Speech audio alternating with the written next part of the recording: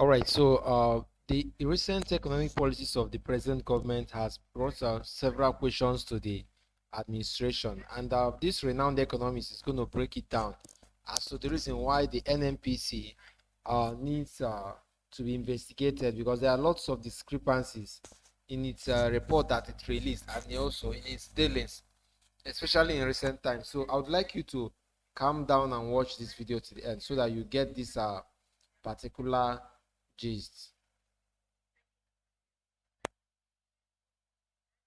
The chief economist of Afenifere, Mr. Segun Sani. Thank you so much. Thank you very much. Well, our conversation naturally revolves around, of course, when you have an economist in the city, you are definitely talking about the economy, particularly, the dwindling economic situation in our country made worse by this recent hike. But before we go there, how would you react, first of all, to the situation in Maiduguri? Flooding is definitely, according to the vice president, devastating in 30 years. Yes. Well, there's climate change and the effects that, the impact that it brings to us. Unfortunately, Africa, and Nigeria inclusive, contributes only about 2 to 3% of the climate change issues. But we take perhaps most of the challenges that come with climate change. It's an unfortunate situation. We just have to learn to live with it and be proactive in managing it. Well, the sad part of it is that it was a dam that collapsed, which saw to the humongous flooding. That's affected quite a number of people. 200,000 people from what we hear have been displaced.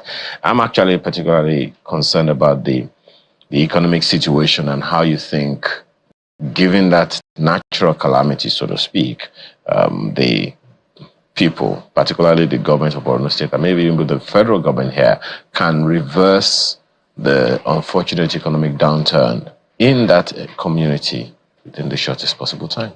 Well, there's a vicious cycle of poverty, ignorance, violence, and more poverty leads to more ignorance and more violence, and violence leads to poverty. It's just a vicious cycle like that.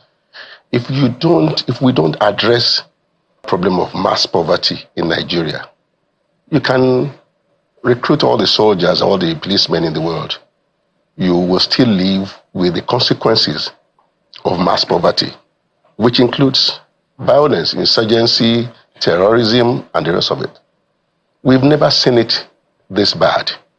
Over the years, we've spent so much of our national resources trying to tackle the problem of insecurity. Yet it's still with us. It's staring us in the face and is even growing, on a daily basis.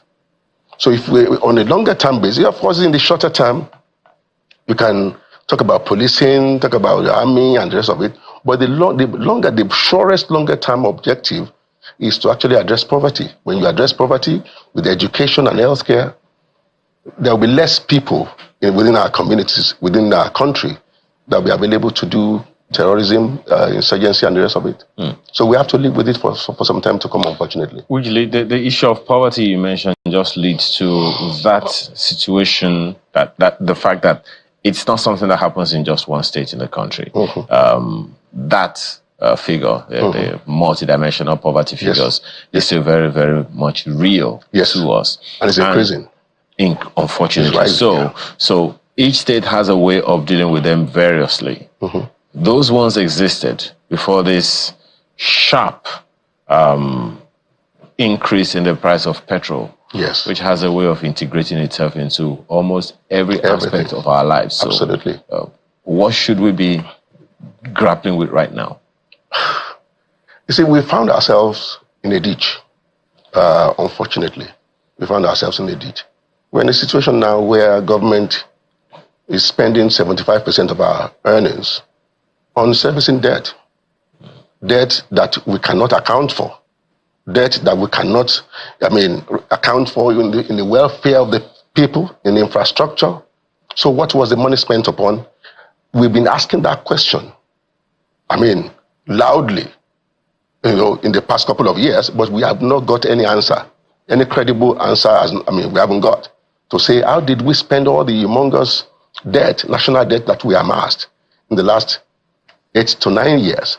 As at 2015, when Muhammadu Buhari came to power, the national debt of Nigeria stood at 12.6 or thereabout trillion naira, including the external borrowing. As at today, this is 121.7 trillion. As at Q1 of this year, that's times 10. National debt multiplied by 10 between 2015 and now. What did we spend it upon? That is one part. The other part, talking about petrol pricing. We have an NNPC, a most corrupt, most opaque, most inefficient organization in the world. So, how does NNPC work? NNPC is more or less like a salesman. NNPC does not own Nigeria's oil. NNPC only trades it for us. We own the oil. NNPC collects the money for us. But we have an arrangement in place where NNPC collects our money after selling the oil and spends out of it the way it likes, without any auditing, without any oversight, without any supervision, without any monitoring. Have you ever heard NNPC spending go to National Assembly? The NNPC managing director is a lot more powerful than the president of Nigeria. He spends as he likes. So after collecting our money, and then it's only after he has spent, only then he comes and says this is the balance. And nobody asks how he has spent or what did he spend it upon. Of course, they talk about over-bloated emoluments to staff, pipeline maintenance, and all those other things. But again, every you look at it. We all run businesses here and there. You can't put a shopkeeper to monitor or to sell things in your shop for him to spend your money anyhow he likes and gives you the balance and says this is the balance, and you don't ask how he has spent money. That is what goes on. And those expenses of NNPC that nobody has monitored, that nobody knows what they spend upon, are what Nigerians are being called, you and I are being called upon to bear. So NNPC comes and says, this is how much we have sold this month, this is how much we have spent, and this is the rest. But so those expenses are what we bear. And then somebody says, well, we cannot continue to, fuel subsidy is gone. It is gone, but how did it arise in the first place? Look at it. Just a couple of years ago, a couple of months back, or years, years actually, the daily consumption, average daily consumption of petrol in Nigeria, of fuels, was just about 25-30 million liters per day. As of today, it is 65 million liters per day. So any amount, and you know that we pay subsidy per liter.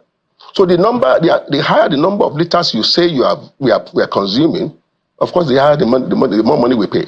But just a quick one on the NNPC. Nobody has any question on that. That you're talking about. You remember the NNPC for the first time in a while. Yes. Released its audited accounts. Yes. You don't believe it? I don't. You can't believe it. Look at it. It is not a forensic audit. It's just an auditor saying, I sold this. NNPC that does not even know how many barrels come out of our pipelines on a daily basis. NNPC that does not know. For goodness sake, NNPC that is losing close to about half of our daily production. NNPC cannot account for it. No arrest has been made. Look at it. For about 2 years or thereabout, or the last 2 years of Buhari's administration, about 1 million barrels per day of oil was missing daily. And the government of Nigeria did not raise any alarm. It was carrying on as if business as usual. And then that couldn't account for that. And then an auditor will come and say, I've audited the account. This is what, and they even talk about 3.3 or something trillion naira profit. Profit how? You collected money for us. You spent everything you like out of it. You gave us the balance, and now you are talking about profit. Profit? Well, how do we believe that? Now, you also have the president. There's no forensic auditing. Just a few days ago, the president, while in China speaking to the business community, Nigerian business community in China, that look, this fuel price increase isn't something we could have been able to help. And economists such as yourself have said repeatedly that, look, we need to eradicate the subsidy regime. What many Nigerians were not told by economists is the consequence of the subsidy removal, which is fuel price increase, and naturally every other thing attached or affiliated with fuel, with the fuel price, will also increase. That didn't register with many Nigerians. You see, it depends on what you call subsidy. And look at it again. Somebody collects our money, spends anyhow he likes, and then he says, from these expenses, and these expenses are the ones being passed to us in the name of subsidy. Because, all these expenses go into the pricing. The expenses that nobody monitors, nobody audits, oil is missing, and all of that, we cannot account for everything. What if I was a president, before you start talking about what is actually the true subsidy? Because we have to establish that first and foremost. What is the true subsidy? Because the subsidy is just an amount that NNPC talks about. This is the subsidy, and everybody, no, there's no question asked, how did you arrive at this figure? Well, one of the ways in which many people have said, I think, the explanation also comes from some, economists such as yourself, is that the subsidy is the differential of how much Nigerians should be paying for fuel. In fact, I think it was an official of the NNPC that came out recently and said, look, even now, at whatever price Nigerians are buying in various parts of the country, it's still subsidized. So, is that explanation not sufficient? It's not sufficient, because when you say how much Nigerians are supposed to be paying per liter, you have to first of all determine the true cost of that 1 liter before you start talking about subsidy. That we need to establish that first. Remember, they come and say 65 million liters per day. It was about 30 million liters per day a few years ago. Did the population of Nigerians double within that period? Did the economy double within that period? What led to that doubling? Those who are alleging smuggling. So Nigerians are paying for what we are not consuming. So at the end of the day, who pays for that? We need to find a way to address all of that. Every country, especially a country like ours, you would have established that petrol pricing is attached to a lot of economic indices, economic trends in Nigeria. Once you see what happened the last time, the economy went down sharply, inflation rose significantly, poverty rose significantly. So I came from the island now to this place. Hardly would you see maybe 20 to 50 cars on the road on a work day. People cannot afford to buy the petrol. So it's affecting the economy. The economy is going down. So if, for instance, we establish the true subsidy that Nigerians that we are incurring, let us first of all establish that. And then we can determine as a country how much of that does the government want to bear. Every society, especially a developing economy like ours, an economy that is intrinsically connected to the development in the oil sector. Everything else is attached to the oil sector. Right now, the price of petrol, price of food will go up, energy prices will go up, and of course, when energy prices go up, of course, we are talking about the productive sectors of the economy being affected by that. Well, if we have to invest a little bit after establishing the true subsidy, if we have to invest a little bit of that to bring down inflation, to improve welfare of the people, we need to do it. And then if we need to cut down on costs, on wastes, well, a government that is wasting our money actually, Mr. and is asking us to sacrifice. Countless questions arise from time to time, and we need to take, my colleagues in Abuja would also like to weigh in on the conversation. Okay. But before then, let's take a quick message.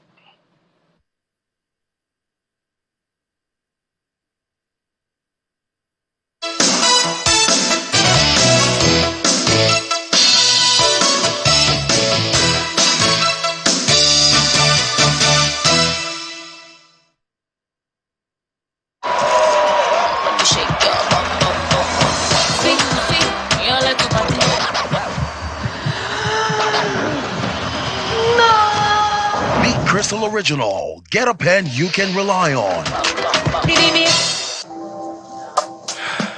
Lunch.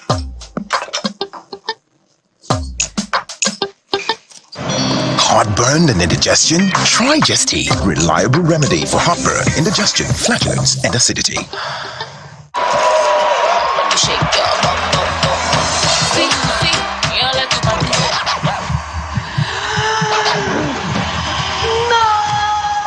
Crystal Original. Get a pen you can rely on. It's a fast beat, unpredictable and full of surprises.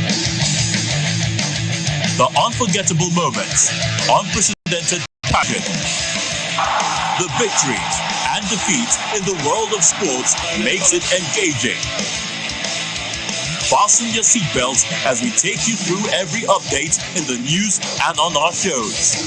We define the moments of true sports. Join us.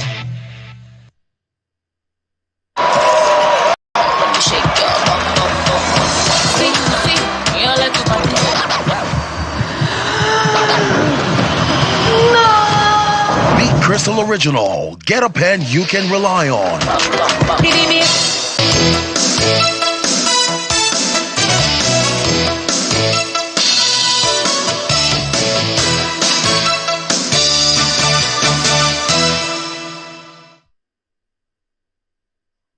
Welcome back. Mr. Sani, we would like to have a conversation with you about some of the economic policies of President Bola Tinubu. There's a lot of conversation right now about how we are at this point in our economic growth, or many people say economic downturn, because, two policies that would in many ways help the country get better in the future, but those two policies should not have been done at the same time.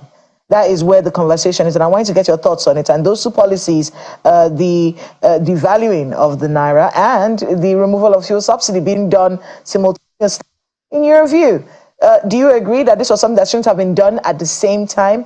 And now that this is where we are, what next? Thank you very much. Well, look at it. Our government says it is involved in an economic reform. To start with, there's no reform going on. There's no reform going on. I mean, we just like to use words, generally speaking. And when you ask what is the economic reform, you talk about increasing petrol prices. We are still paying subsidy anyway. And then they talk about devaluing the naira. Petrol prices have always been increased in Nigeria. Obasanjo's government increased petrol prices at some point. Jonathan's government increased petrol prices at some point. So we will say that Obasanjo's government, because it increased petrol prices, it was reforming the economy. Or the Nigerian naira's devaluation. Naira has always been devalued over the years, since 1986 when we went into SAP. Naira has been devaluing every year. Are we saying that then can we say because naira is being devalued, the economy is being reformed? Is that the meaning of reformation? When you're talking about reformation, you are talking about making a drastic change, a fundamental change in the way you make money, and a fundamental change in the way you spend money. Does anybody see any fundamental difference in the way Nigeria, we still rely on petroleum? And then of course with the way we spend. It's even getting worse in terms of governance, where we are awarding contracts anyhow. Now to the question, should we be increasing fuel prices and then at the same time increase? We have seen the outcome. The matter speaks for itself. Our president in one day just announced, cavalierly, that subsidy is gone forever. By the way, the subsidy is still with us. And we have seen the outcome. And then again, I said, we are floating the naira. How do you float a currency? A currency where when your foreign reserves is all but gone. Completely. How do you float it? So at the end of the day, we have a problem on our hands, whereby the government says, yes, we are. So at the end of the day, they've devalued the naira. What is happening right now is just a money illusion phenomenon, whereby for every liter, every barrel of oil that we sell, the Nigerian government now earns more in naira, because now it is 1,600 or thereabout per dollar. So the Nigerian government now has a lot more. We are awash with naira now for the little oil that we sell. We are not making the most of our oil, of the oil industry anyway. So for the little oil that we sell, Nigerian government, the state government, the federal government, they now have more naira. But of course, in an inflationary environment, we are making more money, but it is not reflecting the lives of the people. It is not reflecting the economy. The economy is still going down. You are talking about, so Nigeria is finding itself in a situation where economy is growing at about 2.5% or thereabout, and we are celebrating. In a country where the population grows by 3.5, 3.6% annually. So there's not even enough growth to go around the people. Things are hard for Nigerians. Poverty is rising on a daily basis. And then we talk about reforming the economy. How does that translate to reforming the economy? And we are spending, the government of the country, we should be in an austerity mode, whereby every dollar, every naira that we make in Nigeria is well spent, is well judiciously spent, targeted towards development, targeted towards poverty reduction. We are not seeing that. So what we are seeing on a daily basis is the erosion of the economic welfare of the people. And the government of the day is living large. So, again, to answer that question, should we be devaluing the naira? Do we even have the foreign reserves anyway? So we need to find out what happened to our foreign reserves. It's a bleak, and it's a very bleak picture that you've painted. And we're seeing that picture being painted by other economists as well, a very dire situation. But I want you to be able to get your answer to the second part of my question, which is okay, this is where we are. What next? What can be done? You see, Nigeria has found itself in a ditch. It's a very difficult situation we have found ourselves in. But right now, we have found ourselves in a situation where we are spending 75 to 80% of everything we earn on debt servicing. So there's only so much that you can do. So what I would suggest is that the same way we investigated the CBN, the NNPC needs to be investigated. And I believe that if we investigate the NNPC for the oil, we were losing about 1 million barrels of oil per day for about 2 years or thereabout. Where did that money go to? And all the money, all the corruption that attended the subsidy regime, we can make some good recovery on that. Then we need to sit down and begin to think of how can we spend the little money that we have. How do we begin to spend it judiciously? We are not doing that. We're not spending wisely. So if we're not spending wisely, so everything you are doing, you are just more or less like shooting in the dark. So we need to just look at that and then look at how we can make more money, a little more money from the solid mineral sector. We have gold, we have been hearing about gold and all of that. How much is that contributing now to the national treasury? We need to sit down and channel a policy or a program that will actually make that to kick in. So for now, there's only so much wiggle room that we have because the situation is already very bad. I mean, for many Nigerians, you know, when we saw the End Bad Governance protest, it was because things were hard. Now things are harder. And there are people who are saying out there that there might be another round of protests, you know.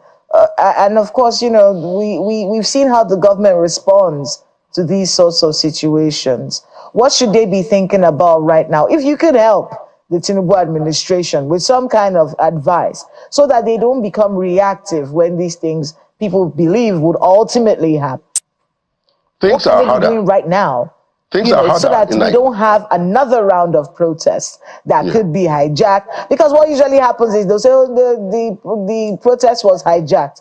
But these are germane issues that create the opening for these protests to happen. What should they be doing differently right now, seeing as things are even more difficult than they were when we heard about the End Bad Governance protests? Yes. Things are harder in Nigeria. Things have actually been getting harder and harder by the day. And with this new fuel price regime, things will still get harder. It will get harder still. We've been talking about inflation at about 34%. It will continue to rise, especially with the new fuel price. We know that fuel price is connected to all the other pricing in the country. So it is not rocket science. We don't need a soothsayer to tell us that prices of goods and services would again go up in Nigeria. You see, what this government needs to have, the government is burning its, legitimacy. It's burning its credibility with Nigerians by the way in which it has been conducting itself since it got to power. We are spending lavishly. So a government that is spending lavishly and living large cannot, in all conscience, tell Nigerians that Nigeria is broke. We are indeed broke. But our government is not expending money, is not using our resources on itself as if we are indeed broke. So how do you now make Nigerians believe that we are broke? Spending 90 billion on Hajj, 21 billion on a new vice president's lodge, 40.6 billion in this year's budget to renovate Aso Rock, and the rest of it we hear. You hear all these scandalous figures being mentioned, but how much of it is being spent on the people? So that's what we should be talking about. So what the little we have, the people of Nigeria would understand more. They will understand the government better if the government can actually come clean with us and be straight with us. Nigeria is indeed very broke. But this is what we are facing. We need to cut costs. National Assembly, they are still living very large. I mean, the kind of salary that is not in tandem with the state of the economy of Nigeria. So it's what these people are earning. So at the end of the day, for Nigerians to understand that we are indeed in a bad shape, in a bad situation, the government needs to be straight with us. The government needs to spend the little resources we have judiciously. And again, the government, we need to find out, what did we spend all the humongous debts of the last 9-10 years, what did we spend it upon? Let's say from 2014 or 2013 to date, let us investigate what Nigeria spent all those debts on. Perhaps we might make some good recovery, or at least let us have an insight into how we spend money. What was all that money spent upon? Now, the debts that we took in the last 7, 8, 9, 10 years is no longer coming the way it used to come, because the creditors are no longer lending us the way they used to lend us. So how are we surviving now? Okay, so where are we finding the discipline now to live with this maybe a little more slightly within our means, unlike the way we did, maybe in the previous 7 to 8 years? So let us know what we spent money on. The little money we have is the economy. Shorn of logic, shorn of rationality, then it's not economics. Economics, if you take rationality out of economics, it's not economics. Economics is divided into 3. The economics of the individual and family, economics of the firm, of industries, businesses, and the rest of them, and economics of government. You look at it as an economy of an individual.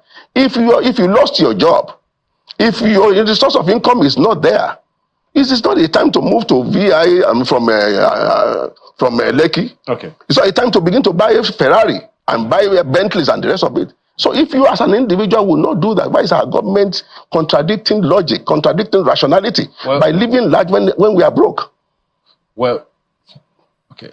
I think Kayla still... It does come across as though there's so much that needs to be done. It's a very tight rope. But I want to take you back before we wrap up. Take you back to the civic space, to Nigeria's civic space, and that is a conversation ongoing right now. Do you feel like this civic space is being shrunk? Of course, everyone is referring to that, looking at the situation with Serap and Mr. Joe Ajiro's arrest, and of course, we know that he has been released. But what do you make of that? Do you think that Nigeria's civic space is being shrunk by someone who took advantage, really, of Nigeria's civic space as he was growing his political career? You see, it's a major disappointment for us. I mean, take an APC that rose to power on the wave of free speech, freedom of expression, and the rest of it. They came together, formed a party, and engaged a government in power in such a manner that at the end of the day, they seized power from that government. How can you expect the same APC, so impervious, so intolerant of criticism, so intolerant of contrary opinion, contrary view? Because what is going on right now, we are seeing a descent into dictatorship. We are seeing a descent into intolerance of contrary view. So if, for instance, what I see going on is that this new unjustified, I'll call it unjustified because we don't know what makes the true cost of a liter of petrol in Nigeria. This unjustified increase in petrol prices. Now, what they are trying to do, they are trying to preempt the NLC and the Nigerian public. It's the same government that is charging people for protesting, they're charging them for treason. Now we hear that the NLC president is being investigated, or maybe he's going to be charged for terror. Over what? Over that is what is going on. Okay.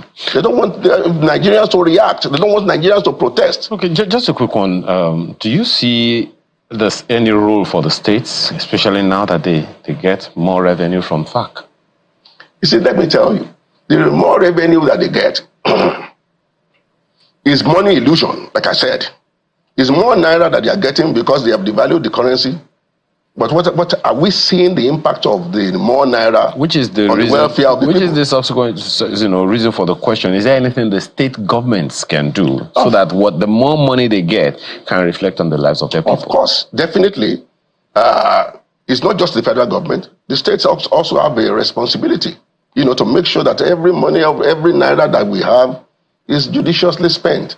And of course, the foundational issue right now that Nigerians should be talking about is how do we address poverty? And when I say addressing poverty, I'm not talking about all the destructive and corrupt ways of taking money and all of that. That is not humanitarian whatever that we cannot see. I don't know anybody who's collecting all those monies. And we all saw the humongous corruption, humongous larceny, thievery going on of ministers and the rest of them. So there has to be more judicious spending of our money. All right. So much across all levels of government. So much to say and so little time. Mr. Segun Sani, thank you so much for your time this morning. And truly, issues that you have raised most certainly resonate with a lot of people. Segun Sani is a chief economist at Afenifere. Thank you again for your time. Thank you very much.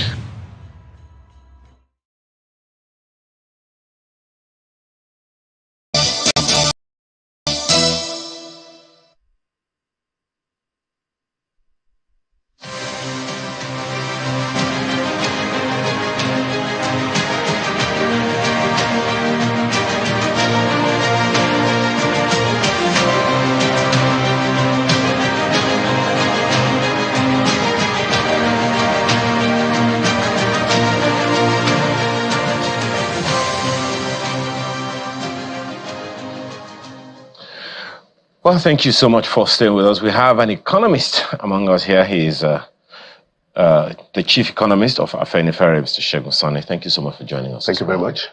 Well, our conversation naturally revolves around, of course, when you have an economist in the city, you are definitely talking about the economy, particularly, the dwindling economic situation in our country made worse by this recent hike in the price of petrol. But before we go there,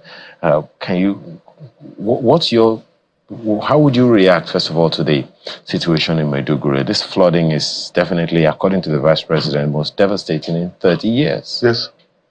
Well, there's climate change and the effects that, the impact that it brings to us. Unfortunately, Africa, and Nigeria inclusive, contributes only about 2 to 3% of the climate change issues. But we take perhaps most of the challenges that come with climate change. It's an unfortunate situation. We just have to learn to live with it and be proactive in managing it. Well, the sad part of it is that it was a dam that collapsed, which saw to the humongous flooding that's affected quite a number of people. 200,000 people from what we hear have been displaced. I'm actually particularly concerned about the economic situation and how you think, given that natural calamity, so to speak, the people, particularly the government of Borno State, and maybe even the federal government here, can reverse the unfortunate economic downturn in that community within the shortest possible time. Well, there's a vicious cycle of poverty, ignorance, violence, and more poverty leads to more ignorance and more violence, and violence leads to poverty. It's just a vicious cycle like that. If we don't address the general problem of mass poverty in Nigeria, you can recruit all the soldiers, all the policemen in the world. You will still live with the consequences of mass poverty, which includes violence, insurgency, terrorism, and the rest of it. We've never seen it this bad. Over the years, we've spent so much of our national resources trying to tackle the problem of insecurity. Yet it's still with us. It's staring us in the face and is even growing, on a daily basis. So if we, on a longer term basis, of course, in the shorter term, you can talk about policing, talk about the army and the rest of it. But the surest longer term objective is to actually address poverty. When you address poverty So, with education and as you have healthcare, heard from this interview, there will be less people within our communities, within our country, that will be available to do terrorism, insurgency, and the rest of it. So we have to live with it for some time to come on. So, but in everything, the main point of contention is that the NNPC needs to, be more accountable to the federal government and also to the Nigerian people. So please like this video and subscribe to this channel. Don't forget to turn on your post notification icon.